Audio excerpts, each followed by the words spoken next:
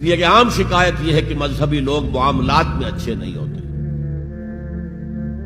مسجدیں بنوائیں گے، مسجدوں میں قالین بچھوائیں گے، وہاں پر فانوس لگوائیں گے، سب کچھ کریں گے، مدرسوں کی خدمت کریں گے، علماء کی خدمت کریں گے، لیکن معاملات، تجارت، کاروبار، بین الانسانی تعلقات عام شکایت ہے، اس کی وہ پرواہ نہیں کرتے، حقوق و لباد کا لحاظ نہیں.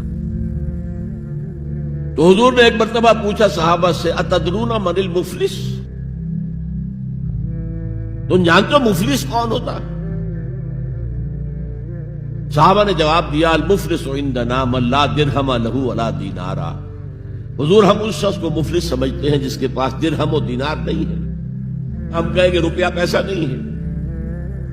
فرمایا نہیں، میری امت کا مفلس وہ ہوگا جو بہت سی نمازیں لے کر آئے گا، بہت سے روزے لے کر آئے گا، بہت سے حج لے کر آئے گا، بہت سے عمرے لے کر آئے گا، لیکن اس کے ساتھ ہی قد شتم ھذا، فلاں شخص کو گالی دی تھی، واکل مال ھذا، فلاں شخص کا مال کھا لیا تھا، فلاں شخص پر تہمت لگائی تھی.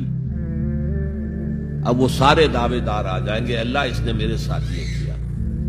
ٹھیک ہے بھائی، اس کی نمازیں تم لے جاؤ، اور تو کچھ ہے نہیں، کوئی کرنسی تو ہے نہیں وہاں، نہ ڈالر ہے نہ یورو ہے، کچھ بھی نہیں، اعمال کی کرنسی ہے، نیکی تم لے جاؤ. کوئی اور دعوے دار آیا، روزہ وہ لے گیا، اس کے پاس کچھ نہیں رہا. دعوے دار اب بھی باقی ہیں. اب ان کے گناہ جو ہے اس کے حساب میں پڑنے شروع ہو جائیں گے، یہاں تک کہ دوسروں کے گناہوں کے بوجھ تلے دب کر وہ جہنم میں جھونک دیا جائے. یہ مفلس